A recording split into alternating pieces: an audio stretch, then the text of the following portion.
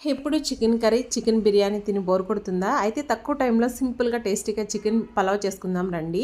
ఏం లేదండి, కుక్కర్ పెట్టుకుని దాంట్లో కొంచెం ఆయిల్, కొంచెం గీ వేసుకుని పలావ్ దినుసులన్నీ వేసుకోండి. దాంట్లోనే ఒక ఆనియన్, ఒక టమాటా కట్ చేసి వేసుకోండి. అవి మగ్గిన తర్వాత తగినంత కొత్తిమీర, పుదీనా కూడా వేసుకోండి. అవి కూడా మగ్గిన తర్వాత చికెన్ వేసుకోండి. చికెన్లోకి సరిపడే ఉప్పు, కారం, పసుపు వేసుకుని చక్కగా 50% మగ్గపెట్టేయండి. మగ్గపెట్టిన తర్వాత కొంచెం వాటర్ కూడా యాడ్ చేసి చికెన్ మసాలా వేసుకోండి. గరం మసాలా కూడా వేసుకుని దగ్గరికి ఉడికిపోయిన తర్వాత బాస్మతి రైస్ అయితే నానబెట్టుకుని వేసుకుంటే గ్లాస్కి గ్లాసున్నర వాటర్ అయితే సరిపోద్దండి. నార్మల్ రైస్ అయితే 2 గ్లాసులు వేసేసుకోండి. వేసుకుని చక్కగా ఒక్క నిమిషం మసాలా అంతా రైస్కి పట్టేలాగా మగ్గబెట్టండి. ఆ తర్వాత 2 గ్లాసులు వాటర్ వేసేసుకుని కొత్తిమీర లైట్గా వేసుకోండి.